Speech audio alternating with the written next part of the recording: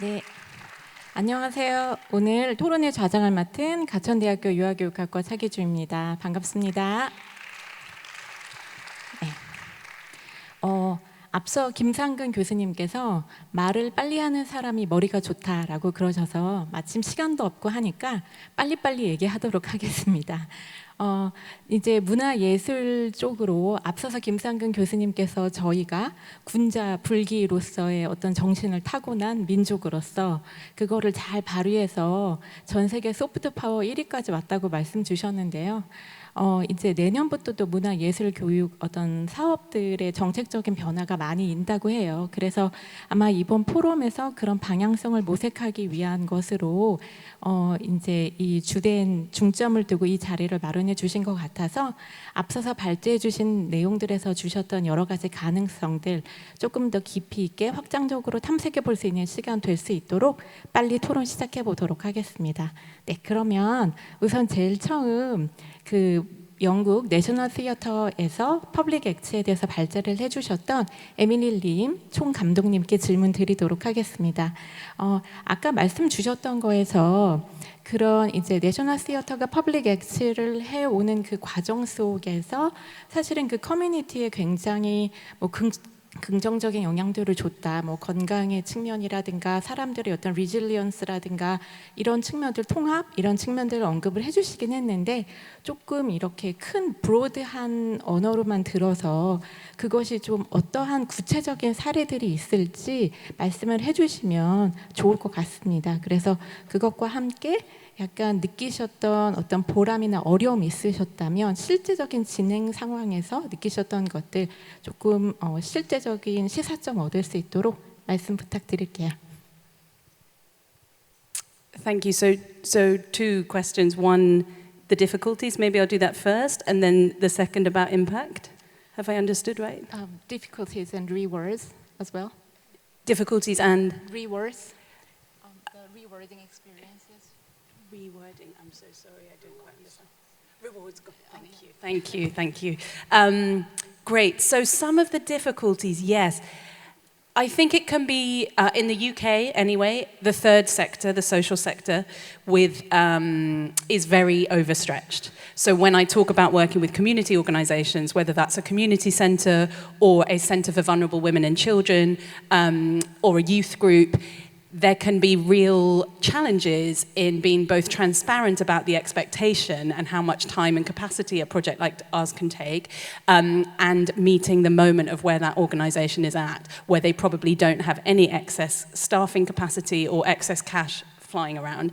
And one way we meet that challenge is by really leaning into in-kind support, what we call in-kind support. So which organisation has a hall where we can definitely rehearse, so they don't need to pay any extra costs to go and hire a space for us to run our sessions at, for example.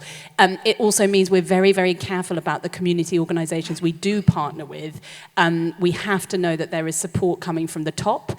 We have to meet the director of the organisation and know that they really support this, because it's going to take time and investment, and they need to allocate at least one staff member who can really commit to help making the partnership a success. So there's challenges around capacity. The reward that comes attached to that is this thing I mentioned in my talk about longitudinal engagement and the legacy of the work. So one specific example is the Bromley by Bow Centre, which is a flagship community centre in East London, was one of our first partners. And we worked with them for a period of 2 years. And at the end of that 2-year period, their chief executive said to us, "You have changed the way that we think." And they were then going to commit to folding theatre practice and drama practice right into the organisation. And they were even at one point, this actually didn't come to pass, but the intention was telling, were looking into creating a theatre space as part of their new capital project. The capital project then didn't come to pass, but the intention was there because they'd really seen the value in that. And then on the other side, lots of the difficulties, I think, come from, or the challenges, come from the journey of belief. With our Sunderland project at the moment, in 2 weeks' time, I'm delivering recruitment workshops where we need to really make people believe that they can go the journey and that they should come forward and put themselves forward to do the show, the big production that we're doing. And for a lot of people, their lives, their everyday lives and their responsibilities as carers, as employees, can get in the way of them thinking that this is possible, because we do ask for a significant commitment from people. They have to come to rehearsals at least twice a week. They have to show up on time. They have to give up their weekends, etc. They have to take some holiday in the technical rehearsals as we're building up to the performances. And the way we address that challenge, which is also connected to the rewards, is by building really personal, in-depth conversation and relationships with those people. So we really support them in, again, a 360-degree way to understand the complexities of the barriers that they face to accessing culture and this kind of opportunity, and to helping them to see how and why it's so important for them. And just to share two specific stories of impact. With individuals, it can be something as small as someone deciding, Louise, one of our older company members, changed her whole attitude to wearing sequins after she'd been through the program, and she suddenly felt like aged 70 she could wear sequins, and she changed her whole wardrobe. Because it felt like she had reached this new phase of confidence, self-confidence and self-belief, and that she could be someone else and she could be fabulous. She deserved to be fabulous too.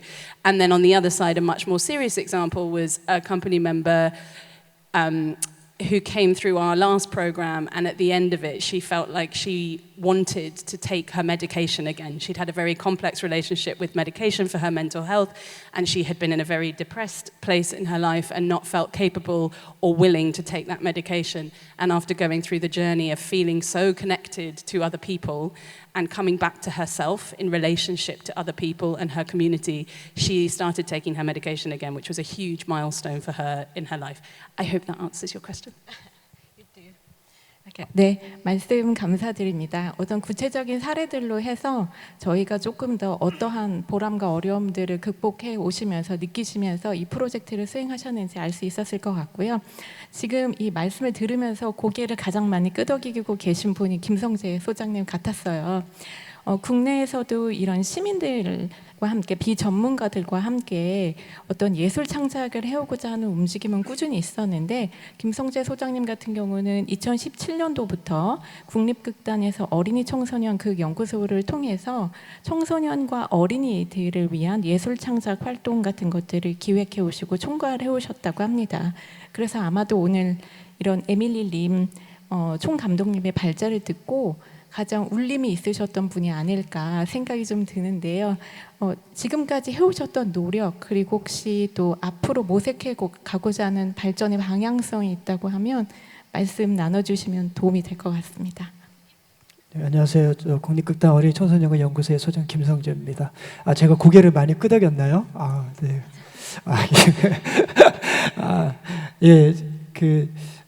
연출님 얘기 들으면서 사실은 그치 그게 맞지 뭐 이게 한 게 아니라 나는 뭐 했지 막 이런 생각을 좀 했던 것 같아요. 그래서 사실 여기 오기 전에도 오늘 만약에 어린이 청소년과 관련한 예술 활동에 대해서 물어보면 나는 어떤 질문을 답변을 드리지라는 생각을 하면서 고민을 막 하고 왔었는데요.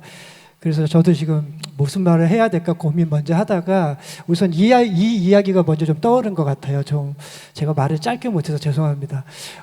오늘 운전을 하다가 방송을 하나 들었는데 260g 되는 아이가 우리나라에 태어났고 부모님이 굉장히 어렵게 아이를 가졌는데 260g 이후부터 자라지가 않아서 제왕절개를 통해서 아이를 이제 세상으로 꺼냈고, 그다음에 의료진이 엄청난 노력으로 6개월 동안에 10배가 넘는 3kg가 넘는 상태로 태어나갖고 그 이야기를 방송을 통해서 나와서 모든 사람들이 너무 축하한다, 뭐 튼튼해라 하면서 막 그 아기를 막 행복을 빌어주는 걸 들었어요. 그리고 그 다음 바로 무슨 얘기가 나왔냐면 내일이 수능입니다. 우리 청소년들 너무 고생하셨어요. 화이팅! 이런 얘기를 하더라고요. 근데 제가 운전하고 뭐 이렇게 평소에 듣다가 어린이 그리고 청소년에 대해서 우리나라에서 얘기하는 건 거의 이때쯤인 것 같아요. 5월 5일 날 한 번 하고, 그 다음에 뭐 이렇게 수능 때 한 번 하고. 그래서 저는 우리나라에 청소년하고 어린이가 좀 있구나라는 사실을 깜빡깜빡 하다가 이때 11월 달에 한 번 하고 5월 달에 좀 한 번 이렇게 좀 생각하게 되거든요. 제가 이 이야기를 왜 말씀드리냐면, 저는 1991년도부터 배우로 활동하면서 아동극도 했었고, 이제 연출도 하면서 어린이를 관객으로 대상하는 연극에 한 30년 동안 하고 있다가 2017년에 국립극단의 연구소장으로 갑자기 가게 되면서 문화예술 교육에 대해서 이제 처음으로 알게 된 거거든요. 근데 저는 지금까지 2024년까지 그 교육 내가 어린이 청소년하고 만나면서 뭘 했지라는 생각을 질문을 하게 됐을 때 저는 여기서 많이 나왔던 어린이 청소년들에게 무언가를 가르쳐 주거나 뭐 교육을 했다고 생각이 지금도 안 드는 것 같아요. 우리 에밀리 연출님께서는 어떤 사람들에게 연극을 통해서 자신감도 주고 뭐 뭐 이런 것도 많이 주셔서 대단하다 이런 생각을 저는 했었고, 저 같은 경우는 나는 뭐 했지라는 생각을 하면서 나도 그런 거 해야 되나 뭐 이런 생각을 고민을 했지만, 저는 어쨌든 여러분들에게 이런 이야기를 하면서 그동안의 모든 것 중에서 어린이와 청소년을 어떻게 하면 우리 사회에서 혹은 예술에서 이들을 늘 떠올릴 수 있게 할 수 있을까라는 고민을 좀 했던 것 같아요. 저희는 실제적으로는 어린이 청소년 연극 교육을 하는 곳은 아니고 어린이 청소년을 관객으로 하는 연극을 만드는 성인 창작자들을 위한 단체, 그러면서 그 전문가들을 통해서 모든 국민에게 좋은 연극을 통한 예술을 경험하게 하는 것이 저희 단체라고 할 수도 있을 것 같은데, 특히 어린이 청소년 연구소는 그 중에서도 어린이와 청소년에 대해서 조금 집중하는 것 같아요. 그동안에 제가 2017년부터 지금까지 작업을 돌이켜보면 생각하면 저희는 영유아, 아직 애기들을 하고 중학교부터 고등학교 정도의 나이 되는 친구들하고 많이 만난 것 같은데요. 그때 과정들을 한번 생각을 해보면 아마 궁금해하고 서로 발견하고 그런 다음에 어떤 극적인 순간에 감탄해서 즐겁게 박수치고 그 순간이 왜 즐거웠지라는 질문을 다시 하면서 이 과정을 계속 반복하고 있는데, 청소년극을 만들 때 저희는 성인 전문 창작자가 청소년극을 만들잖아요. 그동안에 성인 전문가들은 청소년을 만날 기회가 우리나라에서 많지 않은 거예요. 학교를 가야지만 볼 수 있고, 그게 아니면은 신문에서 어떤 문제, 어떤 청소년이 일으킨 어떠한 사건들 이런 것만 자꾸 보게 되는 거고, 그러다 보니까 우리는 청소년을 좀 먼저 만나야 되지 않을까? 연극 전문가로서 청소년극을 만들려면 청소년을 좀 가까이서 봤으면 좋겠다는 마음에서 청소년들하고 많이 만나게 됐고요. 청소년들은 또 국립극단 그러면 연극을 어떻게 만드는지, 나도 나중엔 좋은 배우가 될 거야, 연출가가 될 거야, 연극이 어떤 거지라는 환상이 있거든요. 그러면 여기 와서 전문가들하고 같이 만나면서 연극에 대한 그 어떤 것들을 좀 알게 되는 계기도 되지만, 무엇보다도 자기 자신에 대해서 발견하고 또 연극을 통해서 어른들이 어떤 사람인지도 알게 되는 것 같아요. 그러면서 그들이 어떤 곳에서 살고 있는지, 내가 이런 곳을 학교를 벗어나고 성적을 벗어나면 나는 어떤 사람이고 누구인지에 대해서 고민하게 되는 것 같거든요. 그래서 제가 어린이 청소년들과 함께 연극을 만드는 것은 사실은 우리 어린이 청소년들이 우리 사회에서 어떠한 곳에 위치해 있는 거고, 사실은 이들은 청소년이기 때문에 청소년 전문가인데 청소년 연극을 만드는데 왜 이들하고 이들이 창작의 주체로서 같이 참여하지 못하고 어떤 역할을 주지 못하지? 그렇다고 해서 이들은 전문가가 아닌데 연기를 막 시키는 게 맞는가? 작가도 있는데 너네들이 대신 써봐. 그러면 우리가 그거를 갖고 연극을 만들게. 그러면 우리 창작자들의 역할은 뭐지? 저는 어린이 청소년들하고 국립극단에서 금요일마다 만날 때 그런 어떠한 전문적인 일보다는 우리 삶에서 전문가와 비전문가, 어른과 아이 뭐 이런 과정들 전부 속해 있는 어떤 일련의 모든 삶들을 함께 나누는 시간이었다고 생각을 하거든요.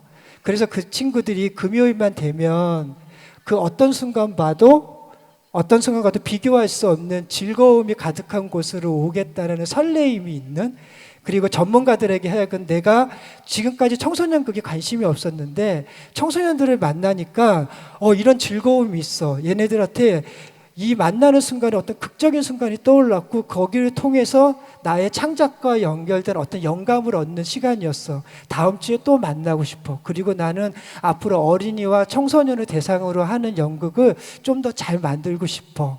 이렇게 생각을 했으면 좋겠고, 그렇다고 우리가 막 맨날 이렇게 만날 수는 없잖아요. 무슨 일이 벌어질지 어떻게 알아요. 그랬을 때 우리가 지금 말씀하시는 예술교육 전문가가 청소년의 언어로, 또 청소년에게는 성인이 갖고 있는 감성으로, 그 다음에 그 사이에서 예술을 매개로 해서 이런 것들이 잘 소통할 수 있는 그런 시간을 만들고 있고요.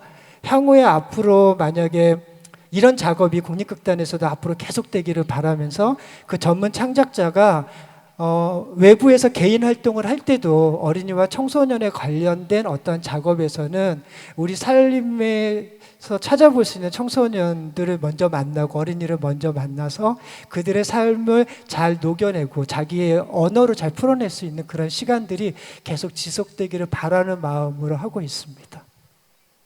제가 말이 너무 길었죠? 죄송합니다. 아닙니다. 그래도 전달하시고자 한 메시지는 잘 느껴진 것 같아요. 말씀 들어보니까 단지 뭐 내셔널 시어터의 사례에서는 전문가와 비전문가의 만남이었지만 그들은 성인 간의 만남이었다고 한다면 지금 국립극단 어린이 청소년 극연구소를 통한 활동 같은 경우는 또 아이들은 성인과 아이라고 하는 점에서 또 하나의 어떤 권력에서 약자일 수 있다라고 하는 측면까지 더해져서 그 부분에서 아이들의 목소리를 좀 더 담아내고 그들이 자기 표현할 수 있는 장을 마련해주고자 노력을 해오신 것 같다라고 생각이 들었습니다. 말씀 감사드리고요. 얼른 그러면 저희 발제의 또 하나의 축으로서 그런 인공지능을 활용한 교육에 대한 새로운 방향 모색에 대한 이야기들이 있었는데요. 그 부분으로 좀 옮겨가 보도록 하겠습니다. 김한결 상무이사님께 좀 질문 드리고 싶은데요. 그 인공지능이라고 하는 기술이 워낙 빠르게 혁신이 되고 있다 보니까 다들 굉장히 급격하게 쫓아가기 바쁘기만 한 상황인 것 같은데 이렇게 인공지능을 활용한 교육, 에듀테크 분야에서 최신 트렌드, 그러니까 지금 가장 많이 바뀌어가고 있는 점이라든가 최첨단의 어떠한 교육 적용 모델 같은 것들은 어떤 사례가 있고 그 방향성이 어떤지 혹시 좀 알고 계신 부분 있으면 좀 함께 나눠주시면 좋을 것 같습니다.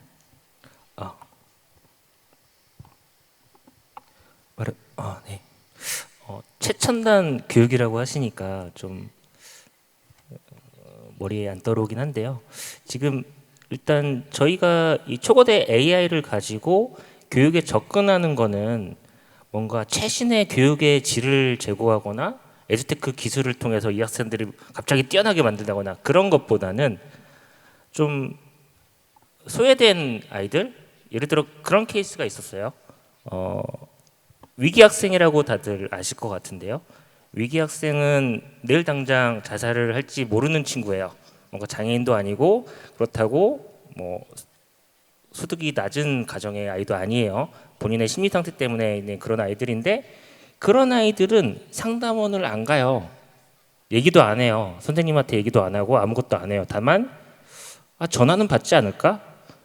예를 들어 AI가 케어콜을 해주는 경우는 있어요. 환자나 독거노인한테 전화를 해서 주기적으로 체크를 해요. 그래서 그분의 오늘 라이브로 자연스럽게 대화하면서 그분의 심리 상태나 건강 상태를 체크합니다.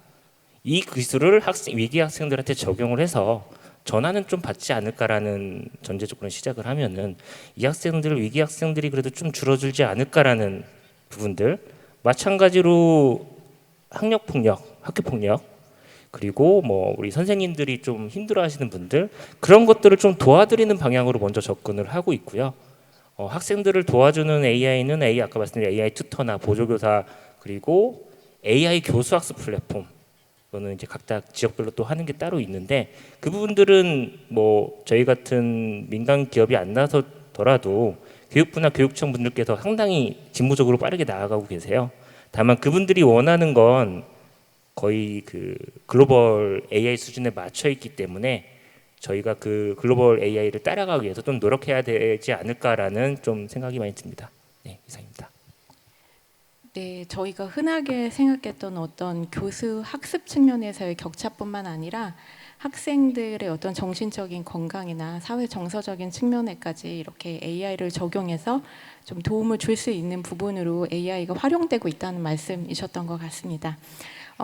임유진 교수님께로 이제 좀 질문을 드려보려고 해요. 임유진 교수님께서는 또 인공지능 교육이랑 관련된 뭐 그런 공무원들 교육과정 개발하는 거, 정책에 대한 자문도 다수 해오셨던 것으로 알고 있는데요. 인공지능을 활용한 교육에 앞으로 나아가야 될 방향성, 어떤 정책적인 자문을 많이 해오셨던 입장에서 어떻게 보시는지 말씀 부탁드릴게요. 네, 문화예술 교육의 특정을 해서 앞으로 나아가야 될 방향에 대해서 말씀드리면, 제 생각에는 문화예술 교육에서 AI의 활용을 단기적인 관점이나 아니면 중장기적인 관점으로 구분지어서 생각해 볼 수 있을 거라고 생각을 하고요. 단기적인 관점에서는 현재 활용되고 있는 다양한 AI 기술이나 그리고 디지털 창작 도구들을 활용해서 학생들이 폭넓은 예술적 경험을 해주는 것이 중요하다고 생각을 하고요. 그리고 중장기적인 관점에서는 AI 기술을 활용해서 학생들이 개인화된 학습 경험을 경험할 수 있도록 지원해주는 방향으로 가야 되지 않을까라고 생각을 하고 있습니다. 그래서 툰부센터에서 보여줬던 사례들도 그 중에 하나가 될 수 있을 것 같은데요. 지금 교육부에서 추진하고 있는 AI 디지털 교과서 같은 경우에는 이미 교육에서 교육과정 목표가 이제 정해져 있고, AI 디지털 기기를 활용하는 이유가 학생들이 그 학습 목표를 모두 잘 달성할 수 있도록 하는 완전 학습의 형태로 진행이 되고 있다면, 문화예술 교육에서는 좀 더 융통성 있고 좀 자유로운 형태로 AI를 활용한 플랫폼이 만들어질 수 있다라고 생각을 하고, 지금 OECD에서도 가장 강조하고 있는 것 중에 하나가 학습자 주도성입니다. 스튜던트 에이전시를 갖기 위해서는 학습자가 스스로 본인의 학습 목표를 설정하고 계획하고 실행하고 성찰하는 그런 일련의 과정들이 이루어져야 되는데, 이런 AI를 활용한 학습 플랫폼에서도 충분히 그런 활동들이 가능하다라고 저는 생각을 하고, 만약에 문화예술 교육에서 이런 AI 기반의 플랫폼을 활용한 교육이 이루어진다라고 하면은 그 설계에서부터 그러한 비전이나 목표를 담아서 만들어져야 된다라고 생각을 하고 있습니다. 네, 이상입니다. 주체성을 더욱 지원해 줄 수 있는 방향으로의 네. AI를 접목한 교육이 나아가야 될 것 같다라는 말씀으로 네. 정리해 볼 수 있을 것 네, 아무래도 같은데요. 그 AI 기반의 학습에서는 알고리즘이 만들어 놓은 학습 경로로만 학습하는 경우가 있기 때문에, 그것 이외에도 학생들이 충분히 창의적인 활동이나 협력적인 활동을 할 수 있어야 되거든요. 그래서 그런 부분들을 고려한 AI 학습 플랫폼이 새롭게 만들어져야 된다고 생각하고, 사실 제가 서울시교육청에서 같이 협력해서 연구를 수행하고 민간에 있는 AI 플랫폼 10개 이상을 분석을 했었어요. 근데 그때 좀 아쉬웠던 부분이, 학생들이 뭐 학습 경로에 따라서 학습을 할 수는 있지만, 맞춤형 학습을 할 수는 있지만, 그 안에서 어떤 창의적인 활동이라던가 다른 사람들과의 협력을 할 수 있는 그런 기능들이나 메뉴들을 굉장히 부족하기 때문에 그런 부분들이 좀 개선돼야 된다는 이야기를 지금 하고 있어요. 그래서 새로운 형태의 문화예술 교육을 위한 AI 학습 플랫폼이 만들어진다라고 한다면, 좀 공교육에서 활용되고 있는 AI 플랫폼과는 좀 다른 형태로 충분히 만들어질 수 있지 않을까라는 생각에서 말씀드렸습니다. 말씀을 듣다 보니까 지금 꿈꾸시는 게 오늘 투모센터에서 얘기하신 교육 형태랑 딱 맞아 들어가는 것 같아서 사실 조금 놀라웠거든요. 그래서 굉장히 그런 어댑티브 러닝 시스템을 갖추고 AI가 어떠한 그 맞춤형 교육을 제공해 줌과 동시에 아이들끼리 상호작용을 하면서 창의적인 작업들을 이어갈 수도 있고 이런 주체성을 놓지 않는 부분 같은 것들이 투모센터랑의 교육과 좀 맞지 않나 싶기는 한데요. 마침 얘기가 나왔으니까 투모센터 부분으로 좀 질문을 옮겨가고 싶은데 저는 보면서 이제 오늘 투모센터의 교육이 참 창의와 혁신, 어떤 AI를 적용한 바람직한 교육의 화신 같은 것처럼 느껴지기는 했어요. 물론 외부인의 관점이어서 그럴 수 있을지도 모르겠습니다만 저희가 늘 클리셰처럼 이야기하지만 만고에 변하지 않은 진리는 역시 교육의 질은 교사의 질을 넘어설 수 없다라고 하는 것이잖아요. 그런 측면에서 봤을 때 아까 러닝 코치들의 역할을 언급을 하셨는데 어떤 분들을 러닝 코치로 영입을 하시고 그분들을 어떤 식으로 조금 이렇게 양성을 하시고 지원을 해주시는지 중점을 갖추고 생각하시는 부분이 있는지 좀 궁금하거든요.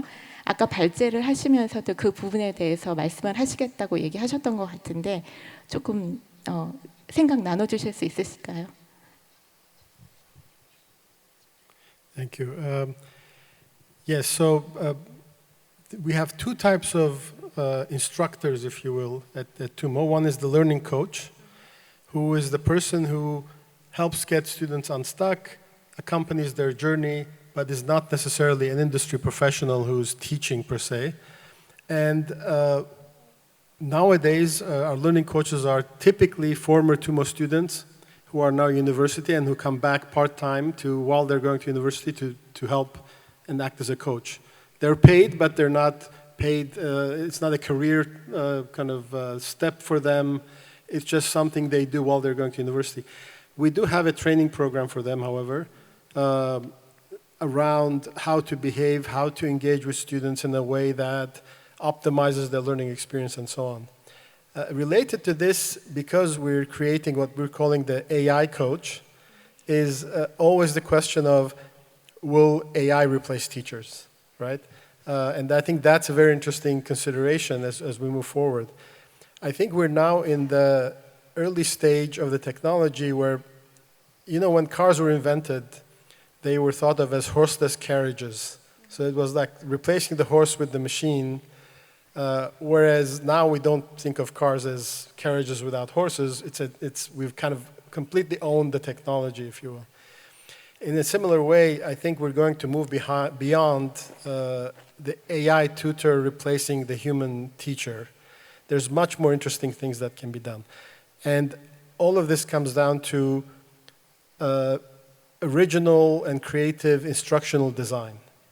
So when at TUMO we're thinking about creating new activities using AI, the question is not how can we replace the teacher with the AI, it's how can the learning activity itself incorporate AI agents. Let me give you one example which is quite interesting. We're now using AI personas as co-learners.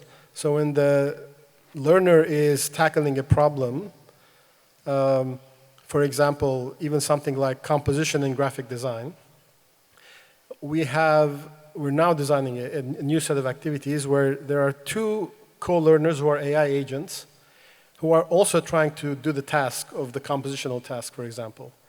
And one of them can be the expert, very dogmatic, very kind of classical thinker, for example, believes symmetry represents stability, things like that. The other AI agent might be a very clumsy, inexperienced student who's making mistakes, who doesn't know how to do things, and we put the student in a position of helping the clumsy AI, for example, if the student is more proficient than the AI.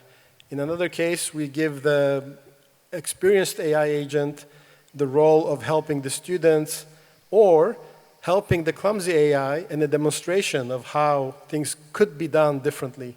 This turns out to be super effective, and it's a very different approach than replacing a teacher, for example. And it becomes a much more interesting conversation. If I could add one more advantage of using this approach that we've discovered is that we're always worried about our educational content being dogmatic. So for example, when we talk about again, composition and graphic design, we hate saying things like red represents danger, for example. It often does, but it's not always, right? And the designer will always tell you it depends on how you use it, how you deploy red in that sense, right? However, it's sometimes very useful to say these dogmatic things. It kind of cuts to the chase. If you say symmetry is one way of doing stable design, etc. And so now we can have one of the AI agents be this very naive, dogmatic teacher saying, red is danger. But it's not us telling the students that. It's just play acting the role of the dogmatic designer, conveying the information, but then the other agent could challenge them and say, but what about this case, etc. So by having these personas, we create learning experiences that are much more rich and can go much deeper into conceptual topics in a way that's almost entertaining rather than intimidating. 네, 아마 굉장히 교육적인 실험을 해오시고 있는 것 같은데 결국에는 어떤 인간으로서의 교사와 또 AI 에이전트로서의 교사, AI 에이전트가 또 AI 에이전트에 대한 교사가 되어가는 여러 가지 실험들을 해오고 계신 것 같아요. 굉장히 혁신적인 실험이라고 생각이 들고 그러나 이제 저는 또 교육학을 하는 입장에서 인간이 수년간 발달해온 그 메커니즘은 결국 인간 대 인간의 상호작용이었다라고 하는 점 은 놓칠 수 없다라고 생각하기 때문에 앞으로 이제 계속적으로 토모센터의 혁신을 좀 지켜봐야겠다라고 하는 생각이 듭니다. 사실 말씀 들으면서 궁금한 게 더 있기는 한데 이제 조금 다른 그 패널께도 말씀 기회를 드려야 될 것 같아서 이제 우리 ABC랩의 김서진 대표님께 질문을 좀 드려볼게요. ABC랩 김서진 대표님은 그 체화적인 학습이라고 하는 몸을 활용한 어떤 그 인공지능 접목 문화예술 교육 분야를 굉장히 여러 가지 다방면의 실험을 해오신 것으로 알고 있어요. 그래서 그런 것들을 좀 실제적으로 해오시면서 인공지능이라고 하는 거를 문화예술 교육과 접목할 때 좀 놓치고 가지 말아야 될 어떤 길잡이 같은 메시지라든가 우리가 꼭 고려해야 될 점이 있다라고 한다면 김서진 대표님이 실제로 운영해 보신 사례도 함께 소개해 주시면서 또 이렇게 그 방안에 대한 말씀도 좀 주시면 좋을 것 같습니다. 네, 안녕하세요. 소개받은 ABC랩 김서진입니다. 시간이 이제 많지 않아서 저도 이제 앞에 발제자분들의 이야기를 들으면서 또 이어지는 질문들이 계속 생겨서 이야기를 하면 좋겠다 생각했는데 일단 그 질문에 답을 먼저 해보도록 하겠습니다. 저는 이번에 이 그 포럼에 오면서 문화예술교육 정책의 새바람, 전환과 실천을 위한 사례 탐구라는 제목을 딱 봤을 때 이게 우리가 계속 이야기하고 있는 주제이긴 하지만 굉장히 이제 여전히 부담스럽다 이런 생각이 들었습니다. 새바람이라는 것이. 그래서 새로운 바람이라는 것 안에 오늘에 다뤄졌던 이야기들이 다 이제 들어가 있는 것 같은데요. 저는 이런 자리에 이제 올 때마다 반복적으로 이제 말씀드리는 부분들이 있습니다. 앞에서 이제 교수님께서 저희의 이제 계속 지속되는 체화된 교육, 바디 베이스드 러닝이라고 저희는 표현을 하는데 몸을 통한 몸에 의한 이런 문화예술 교육이 이제 이 그 인공지능 시대에는 어떻게 좀 운영되어야 하면 좋을까 하는 큰 질문을 가지고 한 5년 정도 지금 계속 실험을 해오고 있는 것 같습니다. 초기에는 인공지능과 예술을 어떻게 접목해서 이것을 배움으로 풀어낼 수 있을까 하는 좀 단순한 어쩌면 결합에 대해서만 고민을 좀 해왔다면 최근에 하고 있는 고민은 단연간 이제 교육 프로그램도 만들고 그 현장의 전문가들과 융합에 관련된 대화를 하면서 오히려 인공지능의 어떤 언어와 사고와 행동과 그것이 인간과 어떻게 다른가 그것에 초점을 요새는 더 두고 좀 탐구를 해 나가고 있는 상황입니다.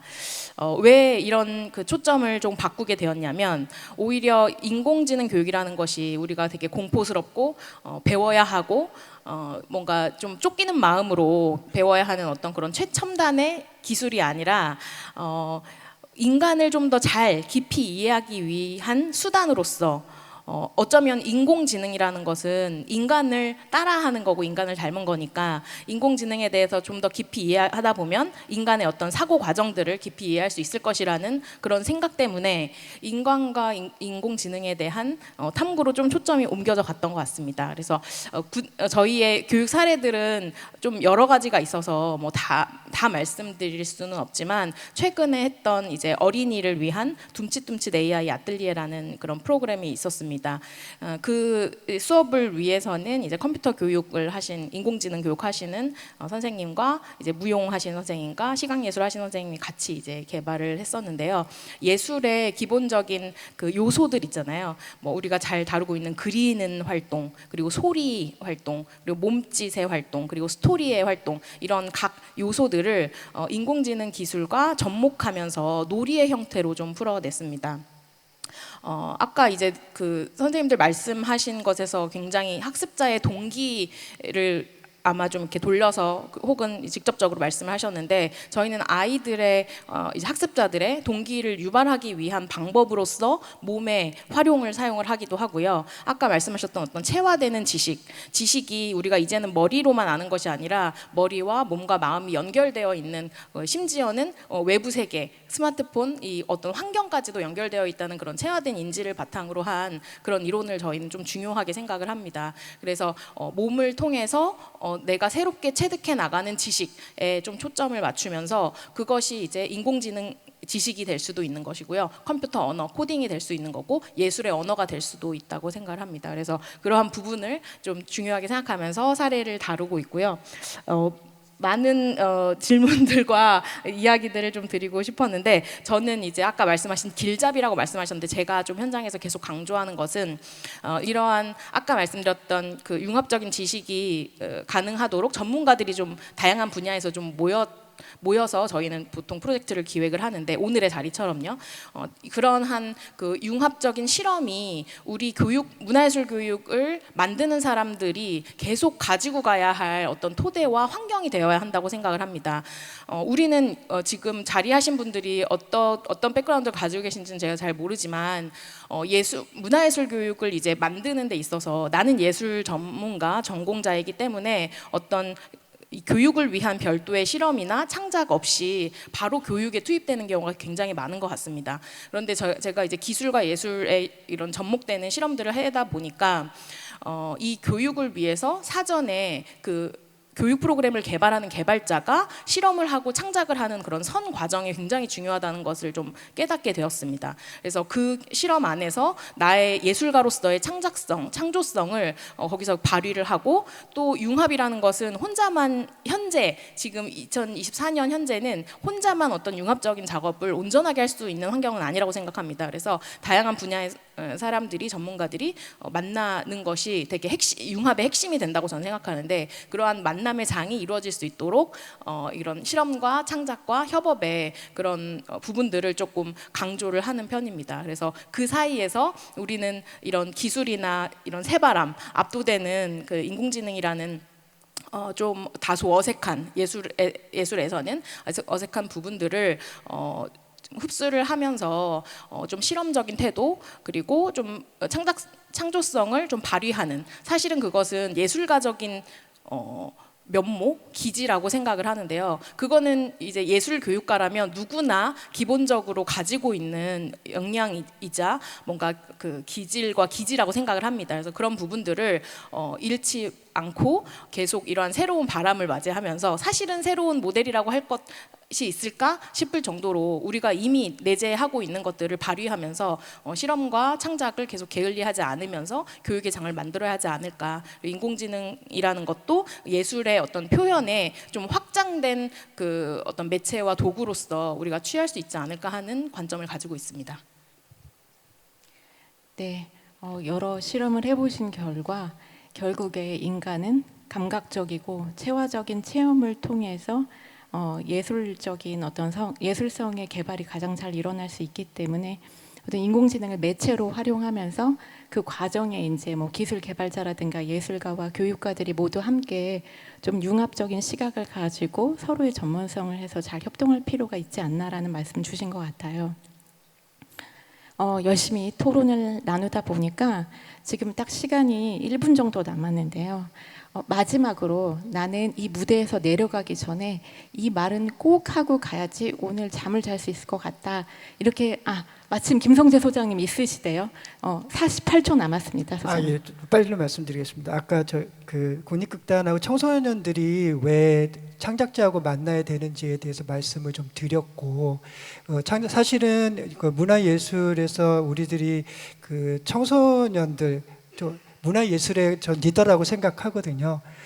이들이 그냥 국립극단의 작품을 통해서 본인들의 생각을 표현하고, 그리고 작가와 연출가, 배우들을 만나면서 자신이 살고 있는 이 시대에 대해서 자신에 대해서 이야기를 함으로 해서 그 작품에 반영이 되기도 하거든요.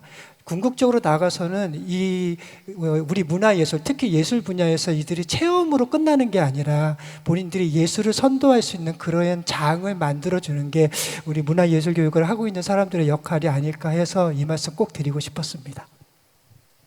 네, 좋은 말씀 감사드립니다. 우리 모두의 역할일 것 같고요. 아마 이 자리에 모이신 분들 같은 경우는 모두 그런 데 뜻이 있는 분들이 아닐까 생각이 듭니다.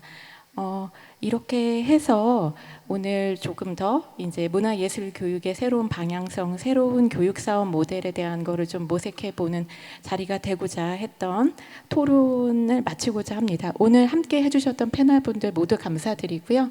네, 이렇게 토론 마치도록 하겠습니다. 감사합니다.